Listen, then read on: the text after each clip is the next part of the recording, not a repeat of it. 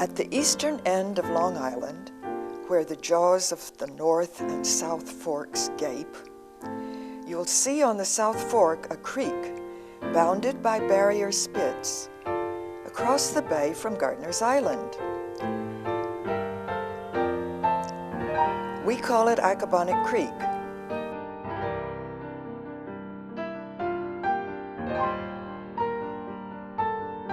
Some call it Accabonac Harbor. We are the Accabonac Protection Committee, a group of citizens whose aim is to protect our creek and its watershed, its health and its beauty, for ourselves and for others, now and in the future.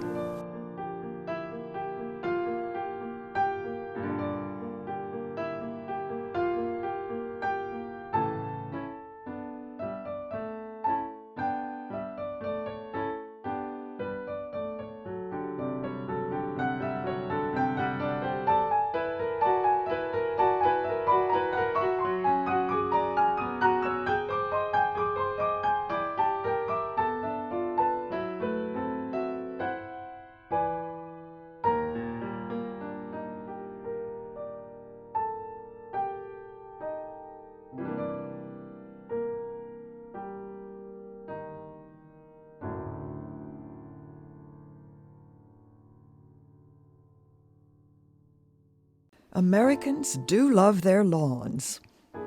Some would say they're obsessed with them, competing constantly with the neighbors to show the smoothest and greenest on the block.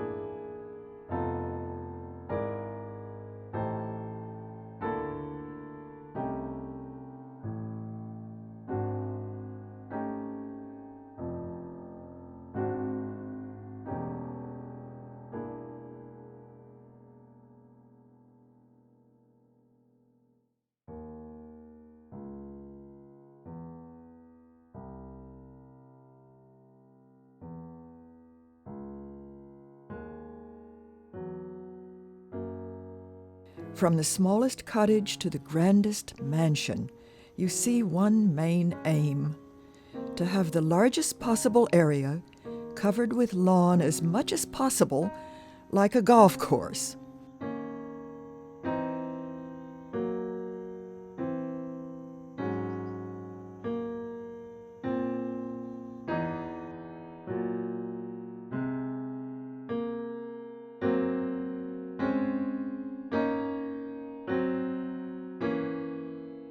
As we shall see, this has its costs.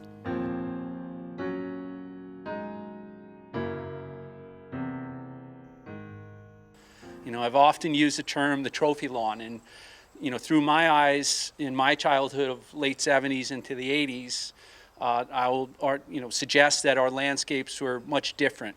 They weren't preened and really, I guess, attended to the way they are now with, a whole host of chemicals and other alterations that really have a negative impact on the entire system. This is all about cleaner bays and a safer environment.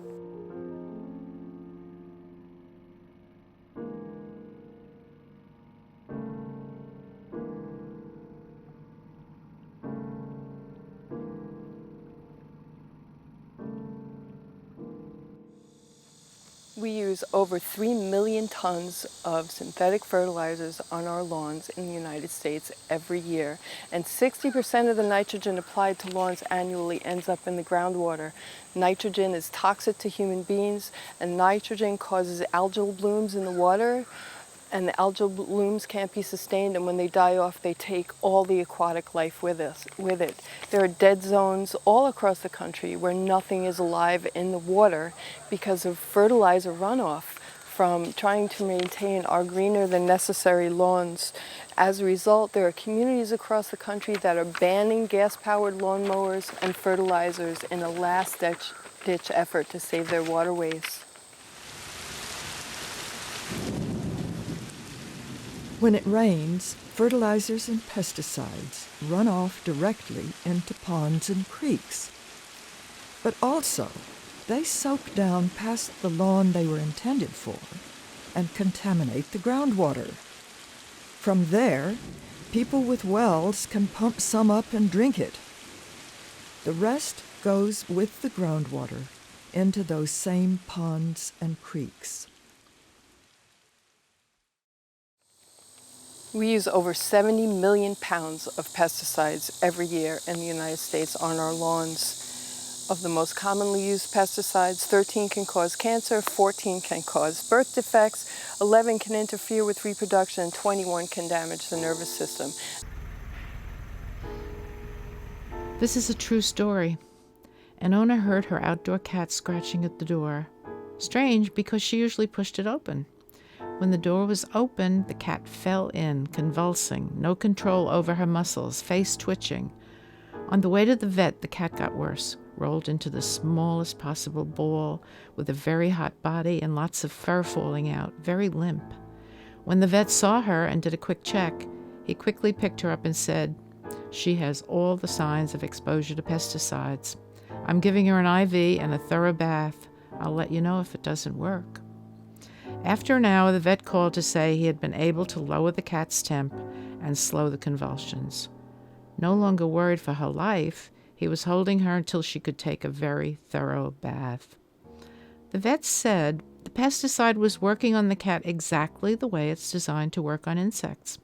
Muscles twitch until the body temp heats up to the point of death. The cat recovered, but needed several months of muscle relaxants. P.S. Turns out the next-door property had been sprayed that day.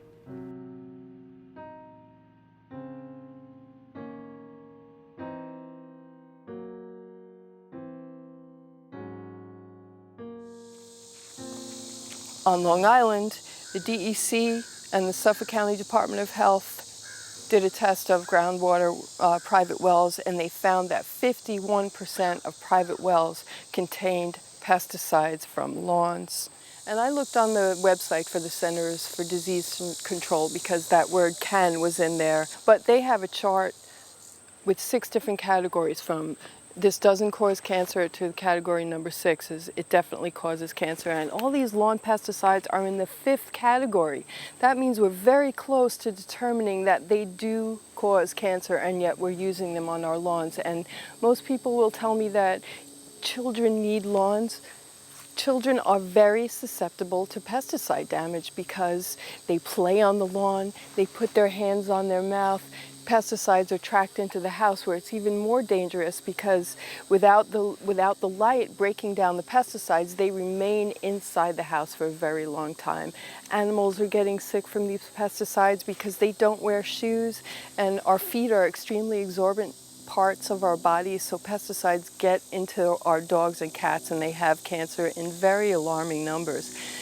Furthermore, children and pets don't have fully developed immune systems, so their body can't handle the pesticides, and the pesticides stay in their body for a very long time.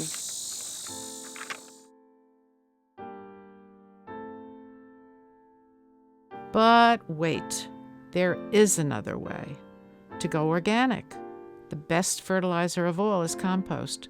But if you can't find any, several commercial organic fertilizers are available at some of the same outlets that sell the poisonous kinds. Want to tell us a little bit about how you take care of your lawn?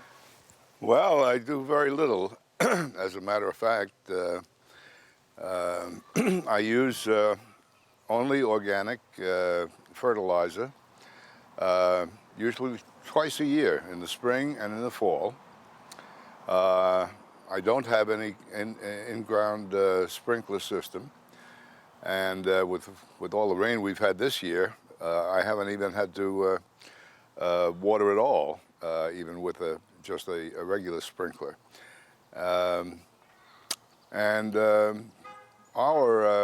Our well is right up here in the front,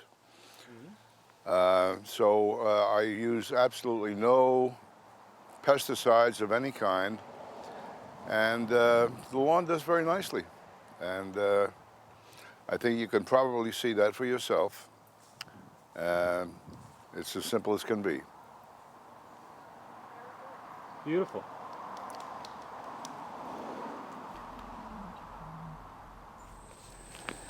Lawnmowers have no emission standards, and so they're major polluters.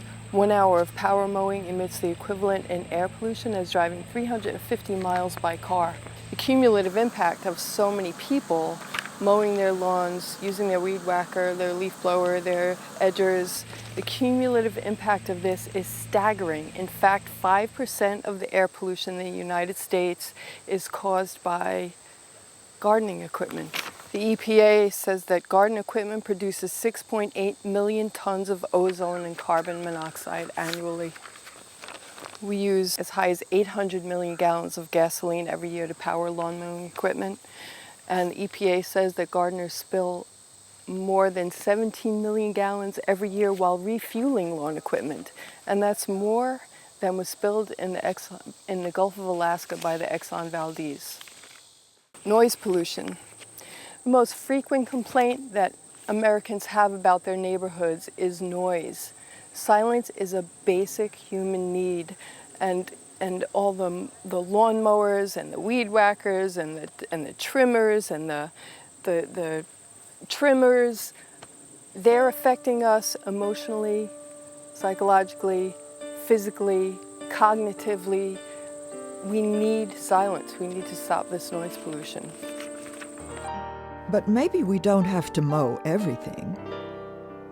So in this area, because everybody does want a piece of lawn, and I would never say that lawns should be altogether abolished. I think it's just about changing perception and changing behavior that's kind of locked in. How much lawn do you actually need?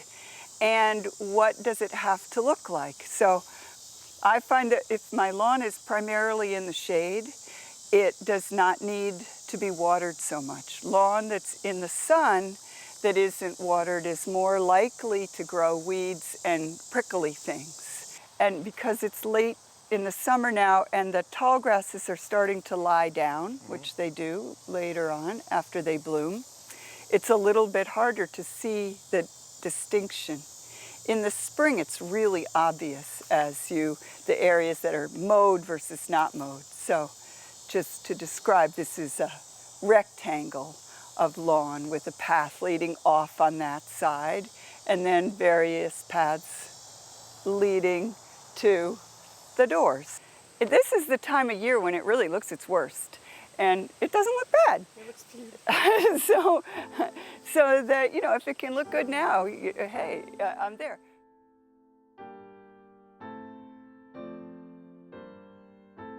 Grass can be replaced in shady areas with a charming moss garden. It's soft and velvety underfoot and has a different but just as attractive look. This one was created by Galen Williams, an East Hampton landscaper.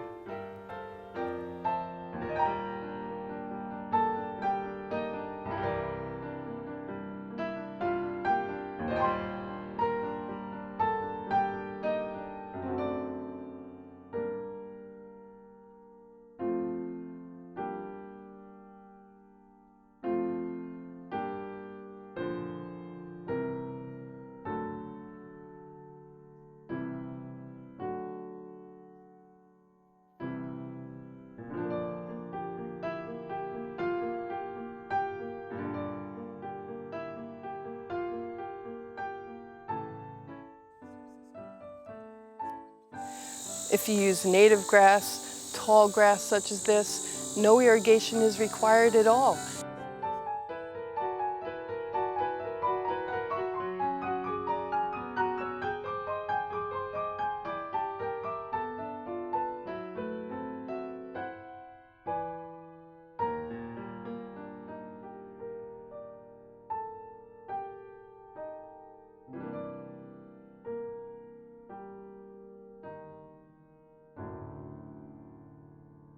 Taller grass keeps the soil shaded, so there's less soil water evaporation. And furthermore, the taller the grass, the deeper the roots go, So the tall grass can tap into water resources that short grass cannot.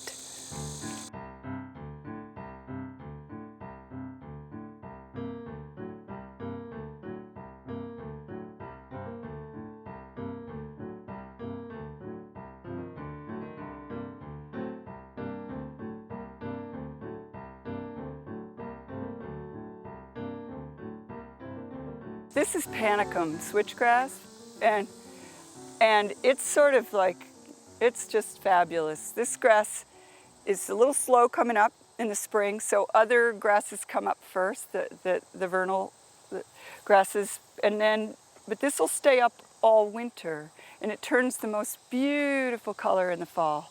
And it's just taking over. I put a little bit in, and now it's seeding around really nicely. And this is little blue stem. And this is a really, also, you can see the blue stem if you look really closely right there. I don't know, does that show up? And that too is an incredible fall and winter grass, so I don't cut this until the spring. A great deal of what a wild lawn will be is governed by mowing. So that's what, it's all adventures in mowing, because when you mow and where you mow, is the whole, that's all. That's really all you need to worry about.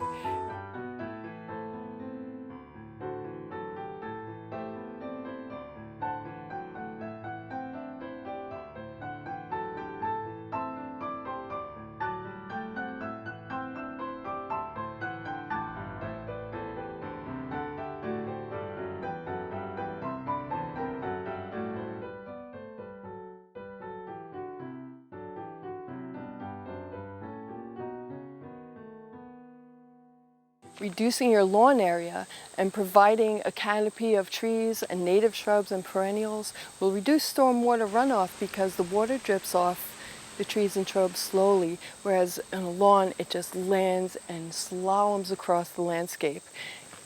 When you water your trees and shrubs, it drips off slowly and prevents the runoff completely. Even a 24% tree and shrub canopy will reduce stormwater runoff by 40%.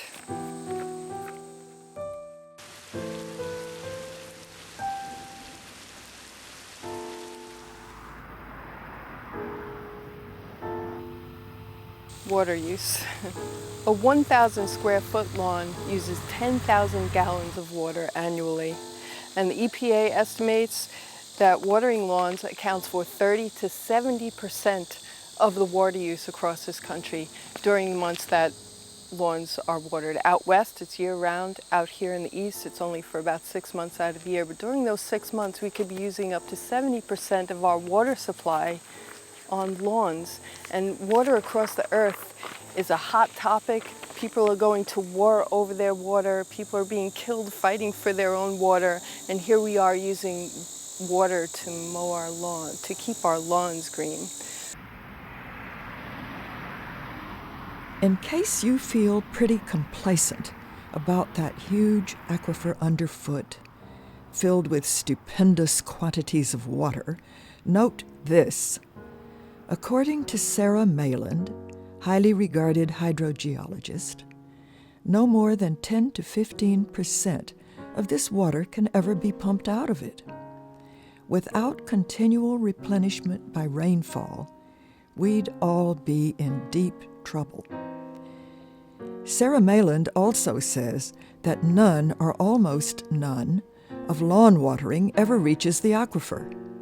And we know that a high percentage evaporates into the air before it reaches the ground, so it is totally wasted. Speaking of waste, did you ever see sprinklers that work on timers busily sprinkling in the rain?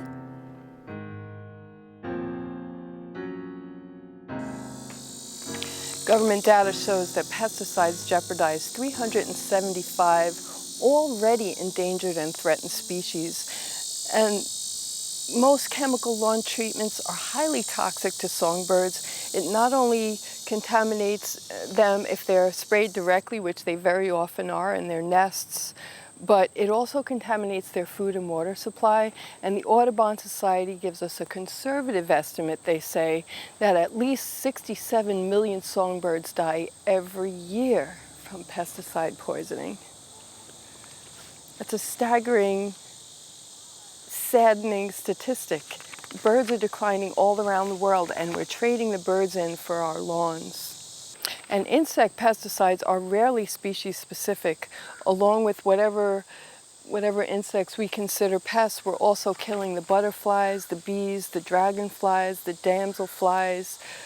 And out of all the insects on Earth, only 15% of them are considered pests to us, and yet we're killing, along with that 15%, the 85% of insects that are wonderful and magical and beautiful and important to us. They're important food sources to mammals and reptiles and hawks and owls and other creatures that we really need. So we need the insects, and we're killing them with our pesticides.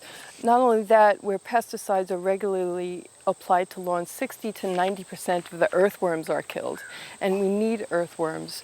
Not only that, we need to the reason we rake our leaves is to save our lawns, but the earth needs leaves.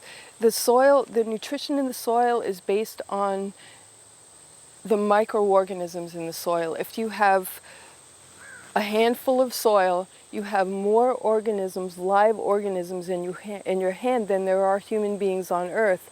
And those organisms, there's a whole food chain in the soil that begins with the leaves falling. And when you take away the leaves, you're essentially making your land less fertile. And we've traded in all that fertility and all that soil life for our lawns. Also, under the leaves, lots of insects and rodents live, and those are very important food sources for turtles and owls and hawks. So we're trading in so many things for our lawn care practices. It would be very naive to suppose that after 24 hours, these pesticides are gone.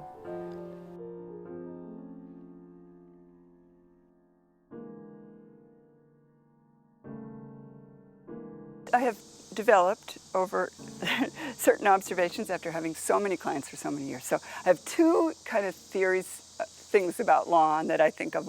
One is that generally, I mean, this is horrible typecasting, but generally the husband wants a big lawn. Yes. And wants a green lawn. And it's the husband that may not take any other role in the landscape, but wants the lawn and also wants to talk to the landscaper about every little patch of lawn. Yeah. And the other thing is that I'm hoping that like those perfect green lawns will be perceived pretty soon like smokers.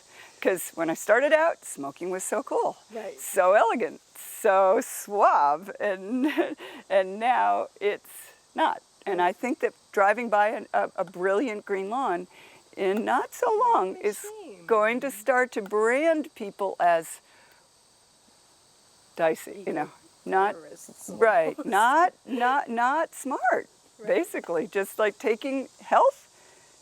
Yeah, we're taking a risk with their health and their children. And now I have no problem now when I tell my clients, do you want your grandchildren playing on a lawn that's just been treated with chemicals? It's a very easy decision. Yes. They say, oh, I had no idea. And that, so I don't have to say anymore. It's done.